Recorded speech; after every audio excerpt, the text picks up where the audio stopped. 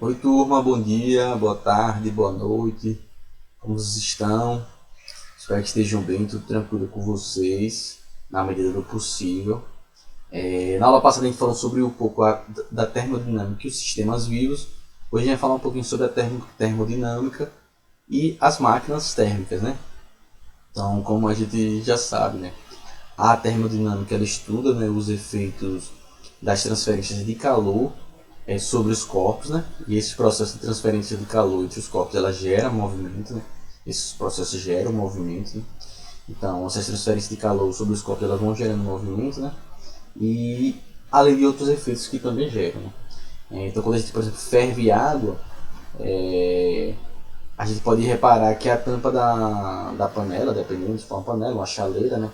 Ela pode começar a se movimentar, né? Dependendo do peso. Obviamente, se for aquela tampa pesada, não vai movimentar. Mas se for a chaleirinha, aquela tampinha levezinha, né? Você vê que ela começa a se movimentar, né? Isso acontece simplesmente, né, pela ação do ar cada vez mais quente. Então, o ar cada vez mais quente que vai subindo, como a gente viu que o ar mais quente ele é menos denso, ele tende a subir. Quando ele sobe, ele pode balançar essa tampinha, né? Quem tem aquelas cafeteirazinhas também faz isso, que botam no forno, ela a tampinha vai ficar batendo, né? Esse movimento ele é gerado a partir desse processo de transferência de calor, né? Então esse gás aquecido, né, do ar ele vai gerar movimento. Então a termodinâmica ela vai estudar justamente esses fenômenos. Então a gente viu como a termodinâmica ela pode influenciar, né, ela pode influenciar nos sistemas vivos, né, na aula passada. E como essa termodinâmica ela vai atuar também sobre e como a compreensão da termodinâmica ela pode nos possibilitar a aplicação dela em máquinas, né?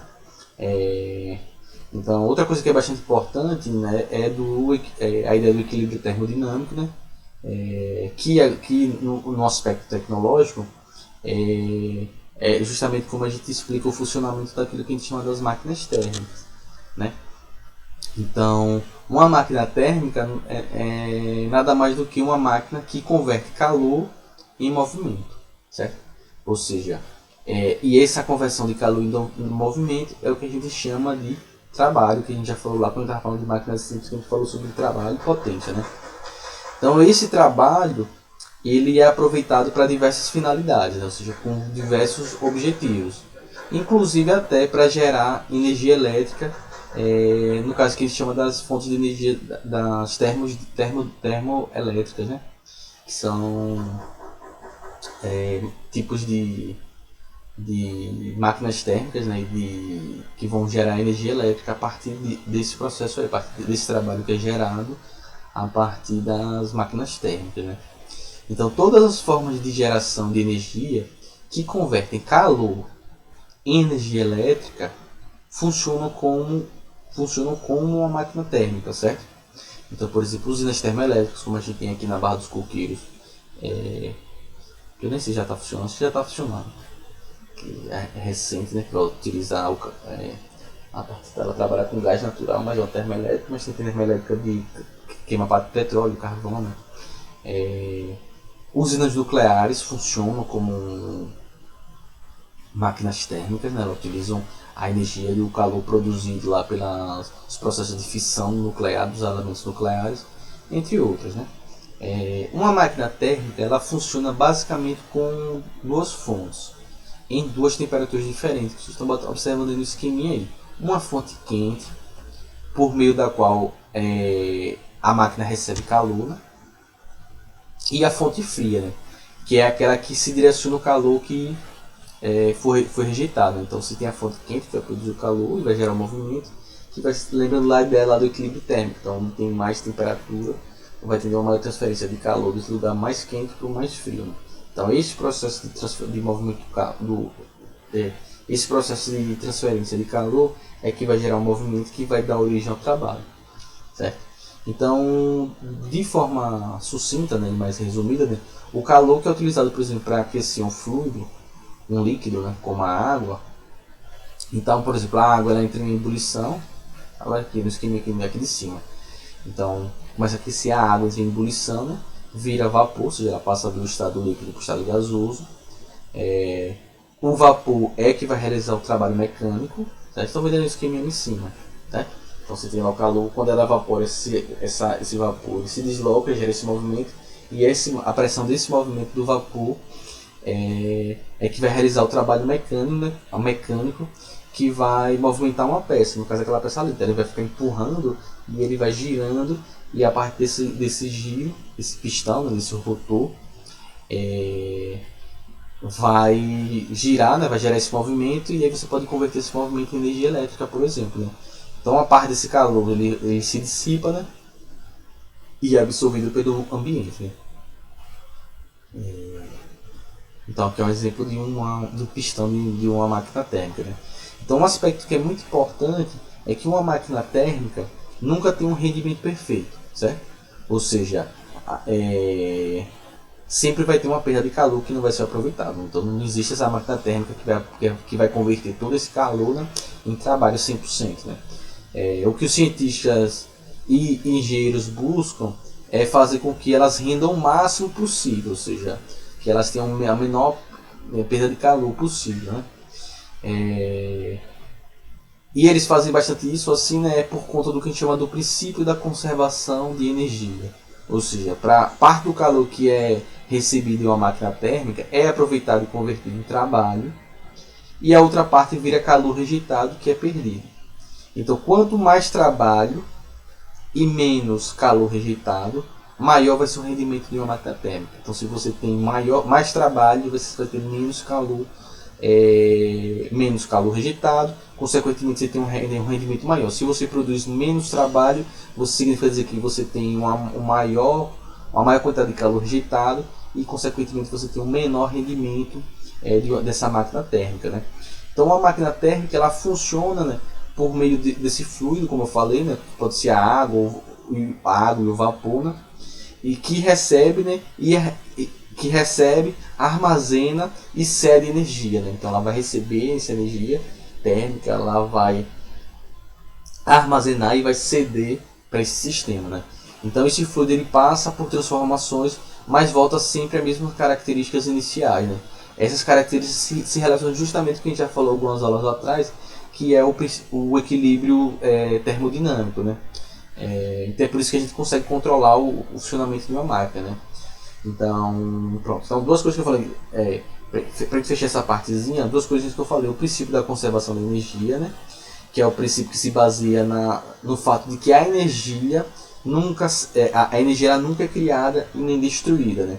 Ela é sempre convertida em outra forma de energia, ou seja, a energia não se cria nem se destrói, ela sempre se transforma, né?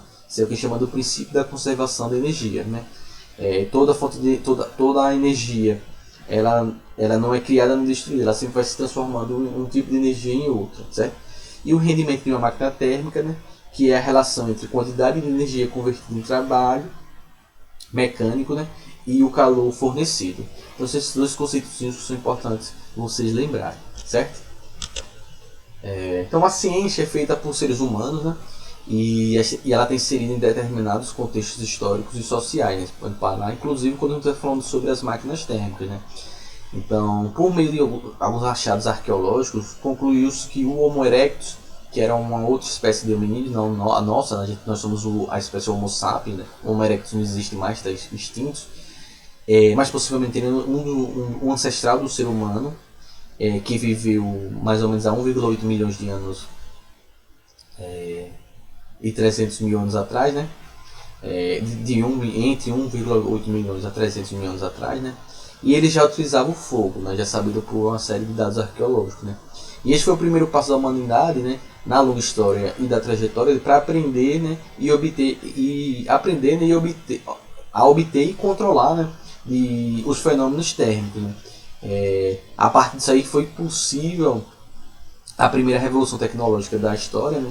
Que foi o tratamento de metais por nossos ancestrais pré-históricos, ou seja, de poder fazer o manuseio de metais, derreter e poder criar objetos a partir dele, né? Então a máquina a vapor, né, que foi importante substituta, né, da força muscular, né, da humana, né, de outros animais, foi um grande marco, por exemplo, na história, na relação do conhecimento científico com a tecnologia, né? Então a primeira máquina a vapor que se tem notícia, né, que é conhecida, né, teria sido construída no século I, né, por Heron de Alexandria. Ele era um matemático grego, né? E era constituída de uma esfera metálica, né, oca, e com pequenos canos que saiu vapor, né? Então, a ser preenchida com água, né, e aquecida, a esfera girava em torno de um eixo, devido a esse calor que ia escapando, e aí ele gerava esse movimento, né? Então, ao longo dos tempos, outros projetos foram realizados, né? Em 1690, um físico alemão, né, que é Denis Papin, criou um protótipo de uma máquina a vapor, mas só foi somente no século XVII que a máquina foi construída de modo que atendesse, né, às necessidades econômicas que tinha na época, né? Então, lá por volta, desculpa, no século XVIII, né? Por volta do século XVII, né, o uso do carvão como fonte de energia para aquecer as casas, alimentar fornos e por aí vai, né, começou a aumentar o impulsionamento da demanda desse combustível, que era o carvão, né? E isso exigia mais eficiência na retirada do carvão das minas, né, que ficavam cada vez mais profundas, né? À medida que a pessoa explora na parte mais superficial, tinha que ir cavando mais fundo para achar carvão, né? No processo de escavação, muitas vezes os mineiros eles encontravam locais com água subterrânea e as minas eram inundadas e a galera morria, né? Então, para combater essa situação, após muitas tentativas, teve um mecânico inglês, né, que era o Thomas Newcomen. Ele viveu lá do século XVII ao século XVIII, a meados do início do século XVIII. Ele inventou uma bomba de água a vapor, né, que era capaz de retirar o excesso de água das minas, né? E aí foi se passando vários outros cientistas que foram contribuindo bastante, né? Então, o James Watt, né, que viveu entre o século XVIII e o início do século XIX, ele era um engenheiro britânico, né, que a partir de vários conhecimentos científicos, né, que ele tinha à sua disposição, ele aperfeiçoou a máquina do Newcomen e tornando possível sua aplicação em vários processos. Quando o Newcomen fez para bombear água, ele utilizou para fazer vários processos, né? Então o Watt, foi o James Watt, né? Ele construiu, né, o primeiro motor a vapor que pôde ser e teve esse primeiro motor a vapor, teve várias aplicações, né, em máquinas industriais, locomotivas, navios. O carvão ele continuava sendo combustível, que era a fonte para essas máquinas, esse maquinário. Durante o século XVII e XVIII, vários cientistas eles aperfeiçoavam, né, as máquinas. Os cientistas eles procuram compreender a natureza dos fenômenos térmicos para poder tornar essas máquinas, e os engenheiros tornar essas máquinas mais eficientes. Então, a união desses dois esforços foi fundamental para a Revolução Industrial, né, que você já deve ter estudado história, se não estudaram, vão estudar ainda, que foi iniciada no século XVIII na Inglaterra, quando as indústrias se modernizaram, né, e aumentaram muito sua produção graças às máquinas a vapor que tem nas indústrias, aumentando assim a produção, né? Então, as máquinas térmicas, o uso das máquinas térmicas, a busca pelo equilíbrio dinâmico levava à conservação de calor, né, que era recebido por uma máquina, e uma parte para gerar deslocamento do corpo, que exigia às vezes o esforço de várias pessoas, passava a ser realizado a partir da energia gerada por essas máquinas, né? Então, aos poucos, essas máquinas que eram utilizadas para a produção, elas foram substituídas por máquinas elétricas, né, na história da nossa civilização, né? Antes, lá nas indústrias, você tinha essas máquinas térmicas. Hoje em dia a gente tem máquinas que são elétricas, que funcionam por energia elétrica para fazer esse trabalho, mas hoje em dia ainda muitos países, as suas principais fontes sua matriz energética, suas principais fontes de produção de energia elétrica vêm das termoelétricas, né, que são essas usinas geradoras de energia que utilizam esses princípios das máquinas térmicas para produzir energia, e converter energia elétrica. E a partir daí, como eu falei desse princípio nas primeiras máquinas térmicas, né, a gente utilizava bastante carvão, ainda é utilizado muito carvão, e muitas termoelétricas utilizam carvão para produzir energia elétrica, mas a gente tem uma série de combustíveis, tipos de combustíveis que são utilizados, né? Então, o primeiro combustível que a gente tem conhecimento foi a madeira, né, que é utilizar a queima da madeira, né? A lenha é utilizada desde os tempos da pré-história, né, para aquecer as moradias, preparar alimentos e outras finalidades, né? O carvão mineral, como a gente viu na instante, foi indispensável para o funcionamento das primeiras máquinas a vapor, principalmente durante o período da primeira revolução industrial, né? Com a criação dos automóveis, aumentou a demanda por derivados do petróleo, né, como gasolina, diesel e outros, né, para poder produzir essas energias para esses automóveis, né? Obviamente que existiu várias crises no setor petrolífero, né, e que voltaram a valorizar um pouco mais o carvão, né, principalmente a crise na década de 70, a década de 80, a crise do petróleo. Né. E outros avanços. Agora que tem essas fontes de energia, elas são fontes que são extremamente poluentes. Elas não são renováveis, elas são sujas, geram muita poluição. Né. Vários avanços científicos possibilitam outras formas, né, como o uso de energia nuclear na produção de energia elétrica, que era uma grande possibilidade que o Einstein pensava para produzir energia, apesar dessa energia foi utilizada para construir armas nucleares, né? Mas mesmo assim a energia nuclear é uma energia que também é suja, né? Porque os resíduos das usinas não tem o que fazer, tem que enterrar, não tem o que fazer. Tipo, vai demorar milhões de anos para eles não poluir. Uma forma bem atual que a gente também tem como alternativa à gasolina é o álcool, que é obtido que chama do etanol, né? Que é da parte da cana-de-açúcar. É bastante importante aqui no Brasil esse combustível, né? Por ser vista pela qualidade significativa dos veículos de combustível, né, que usam gasolina ou álcool, que rodam hoje em dia no país. Né. Todos esses materiais geradores de energia têm vantagens e desvantagens. Né. Todos esses que a gente viu aí, nuclear, petróleo, carvão, são o álcool menos até, né, mas são muitos geradores de poluição. Né. O uso, por exemplo, o uso da madeira pode ser bastante danoso à natureza, né? Principalmente que boa parte da natureza é extraída ilegalmente das florestas nativas conservadas. O carvão mineral, o petróleo, eles são extremamente poluentes, eles aumentam a intensidade do efeito estufa na Terra que a gente já está vivendo e estão contribuindo fundamentalmente para o aquecimento global, as mudanças climáticas e o processo de emergências climáticas que a gente já vive hoje em dia. E tem aquela questão que tanto carvão como petróleo eles são finitos, ou seja, um dia eles vão acabar e a gente precisa ter além da poluição, a gente precisa ter uma substituição de matriz energética, a gente precisa utilizar outras fontes de energia. Né? O álcool que é obtido da cana-de-açúcar ele precisa de grandes áreas para ser plantado, né? Ocupando regiões que antes eram de florestas naturais, então isso é um problema. Né? Por isso que é muito importante e existe um esforço de vários cientistas e alguns países de adotar fontes de energia limpas e renováveis, né, como energia eólica, a energia solar, a energia maremotriz, né, que é a energia das marés, entre outras fontes possíveis, certo? Bom, então com isso a gente encerra aqui os nossos videozinhos de aula. Fiquem bem, se cuidem. Se vocês tiverem dúvidas, é só entrar em contato comigo, tá certo? A gente se vê na próxima aula. Tchau. Aliás, a gente não se vê mais porque essa é a última aula, né? Mas a gente espera que a gente se encontre por aí quando toda essa bagunça, essa pandemia acabar, certo? Então, até mais. E estudem.